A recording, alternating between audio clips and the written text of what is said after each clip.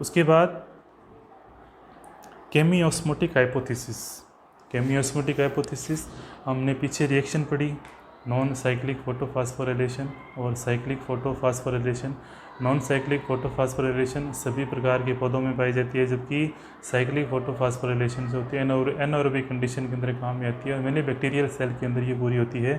Plant cell में होती है लेकिन वो नॉन साइक्लिक फोटोफास्फोराइलेशन के साथ ये पूरी होती है। तो मैंने आपको रिएक्शन के अंदर समझाया था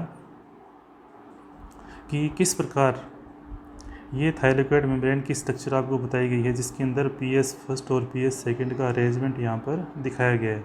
ये पीएस सेकंड है, पीएस फर्स्ट है, साइटोक्रोम बीएफ कॉम्प्लेक्स है, थाइलेकोइड मेम्ब्रेन है और एटीपी सिंथेटेज पूरे थाइलेकोइड मेम्ब्रेन के अंदर आपको अरेंज करते हैं। इसके अंदर का पार्ट कहलाता है ल्यूमन, इसे बोलते हैं ल्यूमन, और बाहर का पार्ट कहलाता है स्ट्रोमा।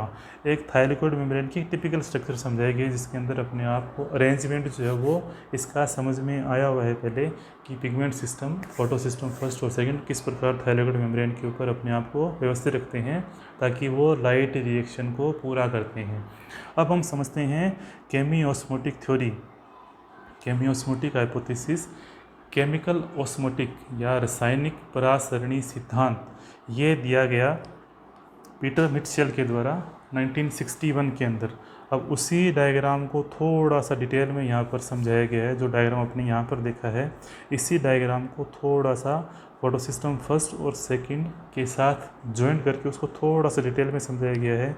इस डायग्राम को समझने से पहले इस डायग्राम, जो पीछे डायग्राम आपको दिया गया है, इसको दिमाग में रखें तो आगे वाला कॉन्सेप्ट जो वो आसानी से समझ में आएगा। केमियोस्मोटिक हाइपोथेसिस, तो केमियोस्मोटिक हाइपोथेसिस जो है वो दिया गया पीटर मिटशेल के द्वारा। पीटर मिटशेल ने 1961 के अंदर दिया। उन्होंने ये बताया कि किस प्रकार ATP और NADPH2 की फॉर्मेशन होती है। हमने पहले साइक्लिक और नॉन साइक्लिक फोटोफास्फोराइलेशन पढ़ा। नॉन साइक्लिक फोटोफास्फोराइलेशन के अंदर मॉलिक्यूल्स के अंदर मूवमेंट होती है, इलेक्ट्रॉन के मूवमेंट होने के साथ साथ वो कुछ एनर्जी प्रोडक्ट बनाता है। वो एनर्जी प्रोडक्ट कहाँ बनते हैं, किस प्रकार बनते हैं, उसको समझाने का श्रेय दिया जाता है पीटर मिटशेल को। पीटर मिटशेल ने क्या किया, उन्होंने समझाया कि जैसे ही फोटो सिस्टम फर्स्ट और फोटो सिस्टम सेकेंड और फोटो सिस्टम फर्स्ट दोनों मिलकर काम करते हैं तो उसके द्वारा इलेक्ट्रॉन का ट्रांसफ़र होता है और स्ट्रोमा से कुछ हाइड्रोजन मॉलिक्यूल्स को अब्जॉर्ब कर लिया जाता है प्लास्टोक्विनोन के द्वारा। और प्लास्टोक्विनोन जैसे ही खुद को ऑक्सीडाइज करता है, इलेक्ट्रॉन जब उसके अंदर से निकल जाता है तो वापस वो हाइड्रोजन मॉलिक्यूल्स को भी वहाँ से रिलीज़ कर देता है। लेकिन यहाँ पर ये थाइलेकोइड मेम्ब्रेन, जो ग्रे लाइन में जो पूरा फॉर्मेट आपको दिखाया गया है, ये थाइलेकोइड मेम्ब्रेन मैनुअल ट्रेक्शन है। इसके बाहर स्ट्रोमा है और अंदर क्या है, इसके ल्यूमन। इनकी पोजीशन को आपने ध्यान रखना है अच्छी तरीके से। तो पूरा का पूरा जो ग्रे पार्ट है, ये पूरा ग्रे पार्ट जो दिखाई दे रहा है आपको, ये ग्रे पार्ट पूरा का पूरा थाइलेकोइड मेम्ब्रेन के अंदर हो रहा है। तो मैंने आपको पहले ही बताया था कि स्ट्रोमा से ल्यूमन के अंदर H पॉजिटिव आयनों की मूवमेंट आसानी से हो सकती है, लेकिन उन्हीं H पॉजिटिव आयनों की मूवमेंट वापस ल्यूमन से स्ट्रोमा में किसी भी तरीके से ये मेम्ब्रेन अलाउ नहीं करती है। थाइलेकोइड मेम्ब्रेन इसके लिए अपारगम्य होती है। अब इसी कॉन्सेप्ट के बेस पे केमियोस्मोटिक थ्योरी दी, परासरणी सिद्धांत दिया गया, केमिकल परासरणी सिद्धांत पीटर मिटशेल के द्वारा 1961 के अंदर। उन्होंने कहा भी जैसे जैसे ये लाइट रिएक्शन का नॉन साइक्लिक फोटोफास्फोराइलेशन पूरा होता है या नॉन साइक्लिक रिएक्शन पूरी होती है, तो यहाँ पर जो ल्यूमन है, ल्यूमन के अंदर H पॉजिटिव आयनों की संख्या बढ़ती चली जाती है। क्यों? एक तो वाटर का फोटोलाइसिस हो रहा है, जल का प्रकाश अपघटन हो रहा है, उसके द्वारा भी कुछ H पॉजिटिव आयन टूटते चले जाने, वो H पॉजिटिव आयन भी कहाँ होंगे, ल्यूमन में इकट्ठा होंगे। दूसरा, जब स्ट्रोमा से जब कुछ ये प्रोडक्ट PQH2 प्लास्टोक्विनोन अपने आप को रिड्यूस करता है, जब इलेक्ट्रॉन एक्सेप्ट किया जाता है तो खुद को रिड्यूस करने के लिए वो क्या करता है, बाहर से H पॉजिटिव आयनों को रिसीव कर लेता है और वो H पॉजिटिव आयन रिसीव करने के बाद में उन्हें त्याग दिया जाता है ल्यूमन के अंदर, क्योंकि थाइलेकोइड मेम्ब्रेन जो होती है उससे वापस बाहर निकलने के लिए पारगम्य नहीं है, उसे अंदर लाने के लिए ही पारगम्य है, पहली बात।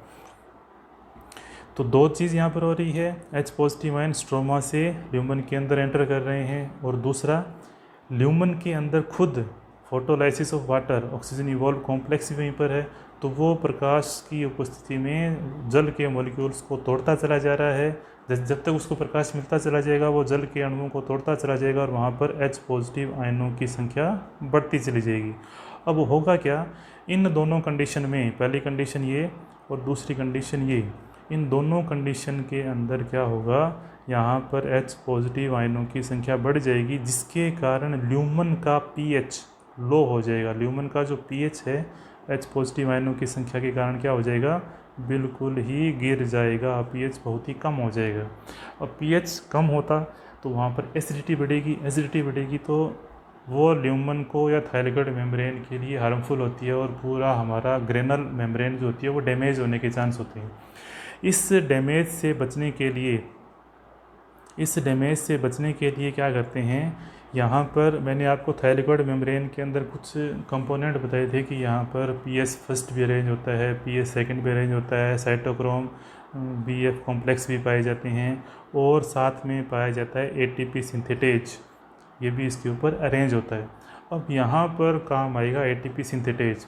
ल्यूमन में जैसे जैसे H पॉजिटिव आयनों की संख्या बढ़ती चली जाती है तो यहाँ पर ल्यूमन का जो थायलॉइड मेम्ब्रेन का कोई भी पार्ट जो है वो इस H पॉजिटिव आयनों के लिए परमेबल नहीं है।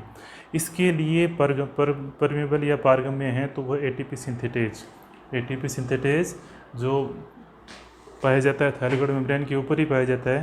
तो H पॉजिटिव आयन ये भी आ रहे हैं और ये भी आ रहे हैं, इन H पॉजिटिव आयनों को वापस बाहर निकालने का काम कौन करता है, ATP सिंथेटेज करता है। लेकिन ATP सिंथेटेज बाहर जैसे ही निकलते हैं H पॉजिटिव आयन तो वो क्या करेगा, उस H पॉजिटिव आयनों के द्वारा कुछ एनर्जी रिलीज होगी, उस एनर्जी को वो ATP से ATP में बदल देगा। अब ये प्रक्रिया जो होती है वो ऑस्मोसिस के अनुसार होती है, मतलब कि H पॉजिटिव आयन अपनी अधिक सांद्रता से कम सांद्रता की ओर मूव करते हैं, क्योंकि स्ट्रोमा से H पॉजिटिव आयन मूव कर रहे हैं और फोटोलाइसिस ऑफ वाटर के द्वारा भी H पॉजिटिव आयन जो मूव करते जा रहे हैं, तो बाहर स्ट्रोमा के अंदर H पॉजिटिव आयनों की संख्या कम हो जाती है, जिसके कारण pH बढ़ जाता है। और यहाँ पर ल्यूमन के अंदर क्या होता है, H पॉजिटिव आयनों की संख्या बढ़ जाती है, जिसके कारण उसका pH घट जाता है। pH के घटने के कारण एसिडिटी बढ़ती है, तो दोनों के बीच में क्या आ जाता है, ऑस्मोटिक ग्रेडियंट या सांद्रता प्रवणता आ जाती है। H पॉजिटिव आयनों की सांद्रता प्रवणता के परिवर्तन के कारण ये H पॉजिटिव आयन मॉलिक्यूल जो होते हैं वो ATP सिंथेटेज कंपोनेंट में से बाहर निकलते हैं। थायलॉइड मेम्ब्रेन जो होती है वो ATP सिंथेटेज मॉलिक्यूल्स को ही परमेबल करती है H पॉजिटिव आयनों को बाहर ले जाने के लिए, जिसके कारण बाहर H पॉजिटिव आयनों की संख्या वापस क्या हो जाती है, बराबर हो जाती है। और H पॉजिटिव आयनों की संख्या बराबर होने होते ही वहाँ पर कुछ मात्रा में ADP को ATP में बदल दिया जाता है, तो कुछ एनर्जी प्रोडक्ट ATP के रूप में बदलते हैं। इसके साथ साथ मैंने आपको बताया था कि नॉन साइक्लिक फोटोफॉस्फोराइलेशन के अंदर ATP तो बन गए, ATP बनने के साथ साथ कुछ इलेक्ट्रॉन जो फेरेडॉक्सिन में से गुजरते हैं, तो कुछ NADP कुछ प्रोडक्ट जो होते हैं वो स्ट्रोमा के कुछ मॉलिक्यूल्स को H पॉजिटिव को मॉलिक्यूल्स को एक्सेप्ट करके NADP H पॉजिटिव में बदल दिया जाता है। मतलब कि वहाँ पर इलेक्ट्रॉन यहाँ पर भी मूव करेंगे, इलेक्ट्रॉन जो मूव करेंगे तो वो कुछ मात्रा में H पॉजिटिव आयनों को ऑब्जॉर्व कर लेंगे। तो इस तरह से स्ट्रोमा पूरा का पूरा जो होता है वो H पॉजिटिव आयनों की कमी को दर्शाता है, जबकि ल्यूमन जो होता है वो H पॉजिटिव आयनों की अधिकता को दर्शाता है। इस अधिकता और इस अधिकता की सांद्रता को बराबर करने के लिए ATP सिंथेटेज रिस्पॉन्सिबल होता है। ATP सिंथेटेज में से H पॉजिटिव आयन जो होते हैं वो बाहर निकलते हैं, जिसके कारण कुछ ATP बनती है।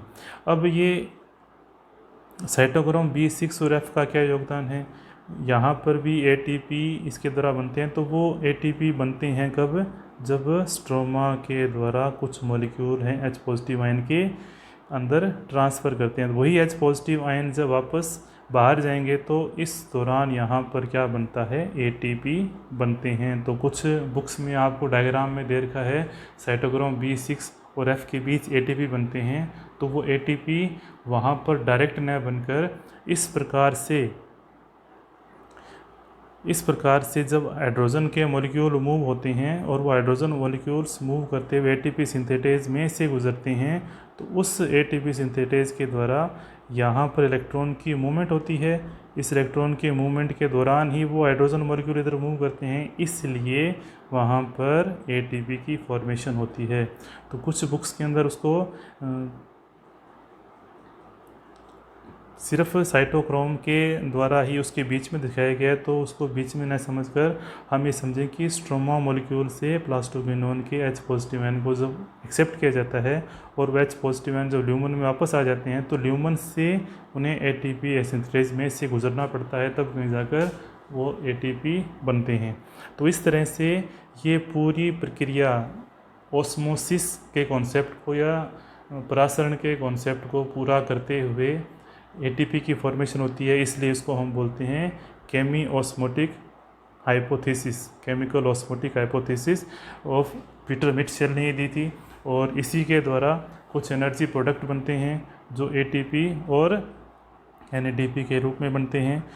तो हम पूरी लाइट रिएक्शन जिसके अंदर साइक्लिक पाथवे और नॉन साइक्लिक पाथवे दोनों के अंदर, और साथ में हमने समझा हिल रिएक्शन, और साथ में समझा हमने केमिओस्मोटिक थ्योरी ऑफ पीटर मिटशेल। इस पूरे कॉन्सेप्ट के बाद हमने समझने के बाद हमें ये बात पता चली कि पूरी की पूरी लाइट रिएक्शन जो होती है वो कुछ एनर्जी प्रोडक्ट बनाती है, जिसको हम बोलते हैं NADPH प्लस H पॉजिटिव। ये दो एनर्जी प्रोडक्ट जो होते हैं वो लाइट रिएक्शन के बाय प्रोडक्ट होते हैं, जिसको स्ट्रोमा में रिलीज़ कर दिया जाता है। ATP भी कहाँ बनती है, स्ट्रोमा में बन जाती है, और NADPH प्लस H पॉजिटिव वो भी कहाँ बनते हैं, स्ट्रोमा में बनते हैं। तो इन दोनों का फ्यूचर या भविष्य जो होता है वो स्ट्रोमा में होने वाले रिएक्शन पर डिपेंड करता है, जिसको हम बोलते हैं डार्क रिएक्शन।